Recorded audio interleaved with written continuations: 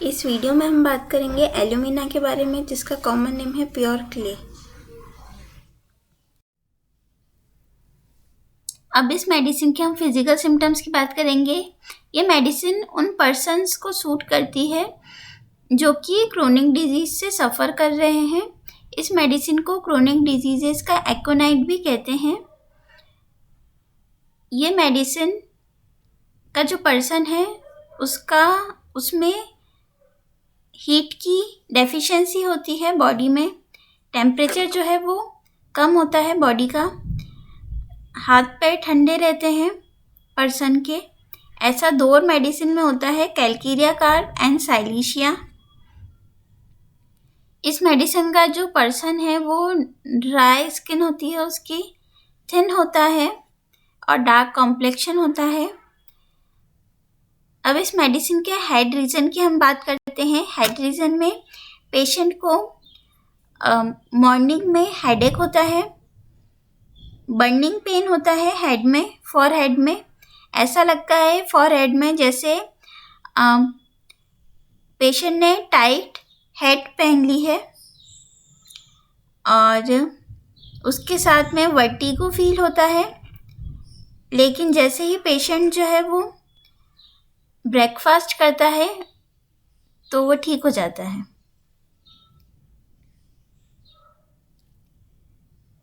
उसके बाद इस मेडिसिन के हम एब्डोमेन की बात करेंगे। इस पेशेंट को इनडाइजेस्टिबल थिंग्स खाने की क्रेविंग होती है, बहुत ज़्यादा इच्छा होती है, जैसे कि चॉक है, कोयला है, लौंग, कॉफ़ी और पोटैटो जो है, आलू, वो इस पेशेंट को सूट नहीं करते। इस मेडिसिन में कॉन्स्टिपेशन देखने को मिलता है। पेशेंट की इच्छा नहीं होती स्टूल पास करने की। स्टूल जो है वो बहुत ज़्यादा एक्यूमुलेट हो जाता है।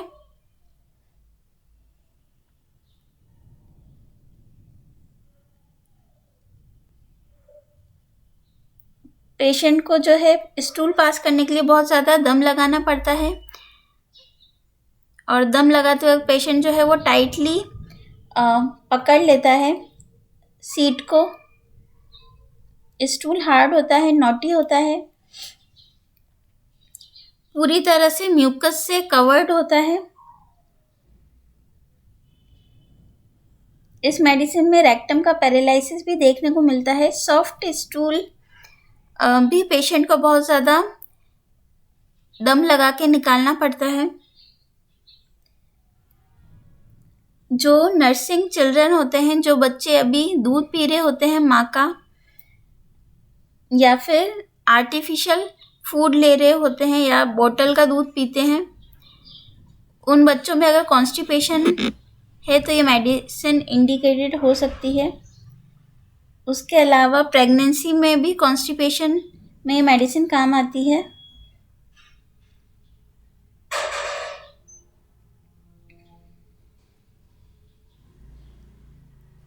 प्रेगनेंसी में कॉन्स्टिपेशन की एक मेडिसिन और है, सीपिया। अब इस पेशेंट के डायरिया की हम बात करेंगे। डायरिया में पेशेंट जो है वो यूरिन करता है, उसके साथ उसको स्टूल पास हो जाता है, और स्टूल पास करने से पहले पेशेंट को पेन होता है, और उसके बाद उसको स्टूल पास करने की इच्छा होती है। इसमें ब्लैडर की जो मसल्स है उसमें पैरालिसिस देखने को मिलता है। पेशेंट को स्टूल के लिए स्ट्रेन करना पड़ता है जब भी वो यूरिन पास करने जाता है तब। और किडनी में पेन के साथ मेंटल कंफ्यूजन भी देखने को मिलता है इस पेशेंट में।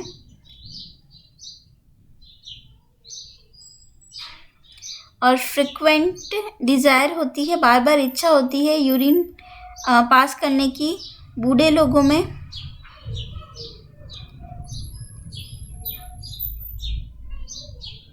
और जब भी पेशेंट जो है, स्पेशली मेल पेशेंट, वो स्टूल के लिए स्ट्रेनिंग करता है तो इनवॉलेंट्री उसका समाइनल फ्लूइड जो है वो पास हो जाता है। अब हम इसके फीमेल कंप्लेंट्स की बात करेंगे। इस मेडिसिन के जो मेंसेस है वो बहुत अर्ली होते हैं, शॉर्ट होते हैं, स्कैंटी होते हैं, और जब पीरियड्स ख़त्म हो जाते हैं, जब मेंसेस ख़त्म हो जाते हैं तो पेशेंट में बहुत ज़्यादा वीकनेस आ जाती है।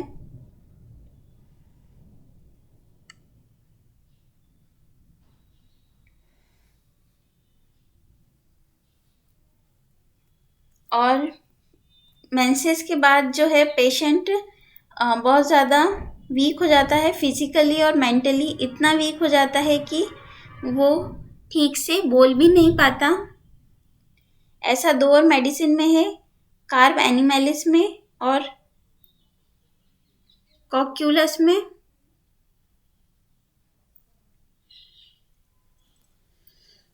अब इस मेडिसिन के लुकोरिया की हम बात करते हैं।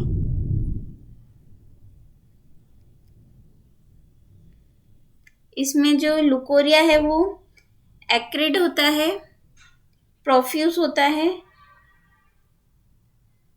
इतना ज़्यादा क्वांटिटी में होता है कि वो नीचे तक, हील तक रन करता है, और दिन में ज़्यादा होता है, और ठंडे पानी से नहाने से पेशेंट को आराम मिलता है लुकोरिया में। अब इस मेडिसिन की स्किन की हम बात करते हैं। स्किन जो होती है वो ड्राई होती है, ईचिंग इरप्शन होते हैं स्किन के ऊपर, जो कि विंटर में वर्स हो जाते हैं। ऐसा पेट्रोलियम में भी देखने को मिलता है। पेशेंट को इतनी ज़्यादा ईचिंग होती है पूरी बॉडी पर, और ईचिंग जब पेशेंट जो है वो बिस्तर पर जाता है, बिस्तर की गर्मी से पेशेंट को ज़्यादा ईचिंग होती है।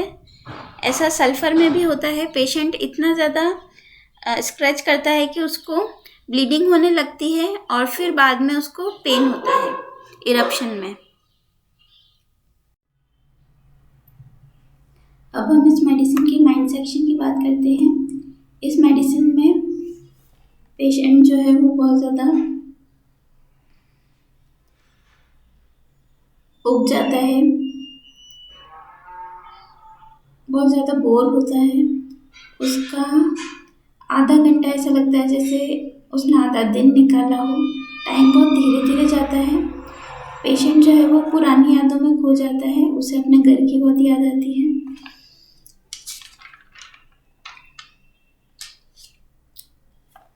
इससे रिलेटेड कुछ रूब्रिक है।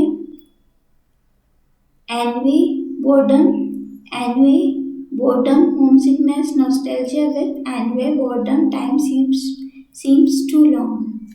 ओके, जब भी पेशेंट ब्लड को या नाइफ को देखता है तो उसे लगता है कि वो अपने आप को मार दें, जबकि वो इस विचार से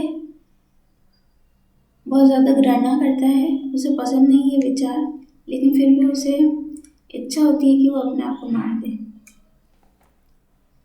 इससे रिलेटेड रूब्रिक है।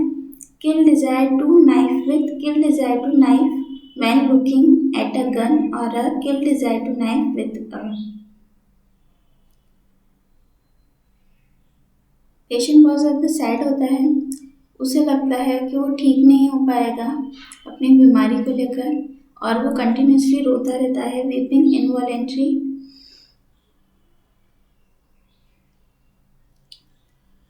पेशेंट को बहुत ज़्यादा एंजाइटी फील होती है। उसे ऐसा लगता है जैसे उसका एक्सीडेंट हो जाएगा या उसके हाथ से कोई क्राइम हो गया है।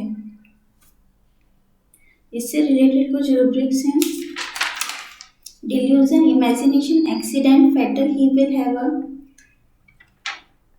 delusion, imagination, crime committed, he had delusion, imagination, criminal, that he is a delusion, imagination, criminal about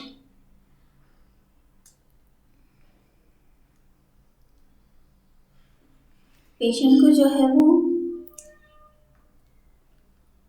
इस पेशेंट के अंदर बहुत सारे डर होते हैं, जैसे कि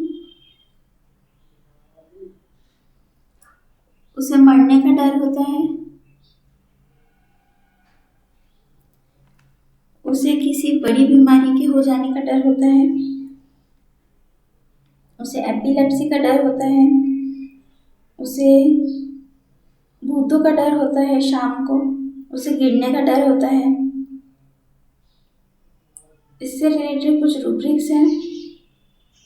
fear death of waking on, fear disease of impending, fear epilepsy in the morning, fear mind fear evening, fear evil of evening, fear falling off, fear fit of having a, fear happen something will, fear insanity of, fear killing of, fear losing senses, fear misfortune of, fear robbers of, fear room on entering, fear suicide। इसे डर होता है कि रात में अपना बिस्तर गीला ना कर दे, fear wet his bed, fears he will mind frightened easily, ये बहुत जल्दी डर जाता है।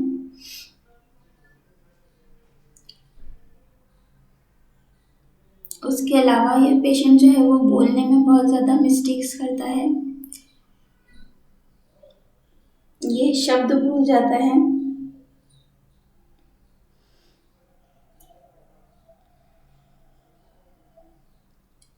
इससे रिलेटेड कुछ रूब्रिक्स हैं।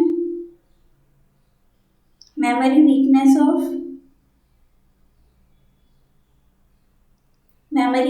Of thought for what has just, mistakes speaking, mistakes word misplacing, गलत जगह गलत वर्ड यूज कर लेता है ये बोलते वक्त, mistakes wrong word using. Okay, इस पेशेंट को ऐसा लगता है जैसे कि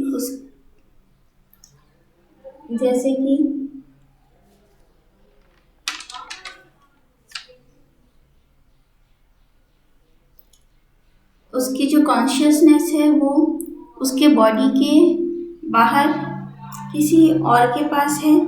इससे रिलेटेड रूब्रिक है delusion, imagination, consciousness belong to other outside of the body. इसको ऐसा लगता है कि इसका जो दिमाग है वो किसी और के कोई और हैंडल करता है। Delusion, imagination, head belongs to another, और ये हर बहुत जल्दी ऑफेंड हो जाता है, ऑफेंडेड इजीली।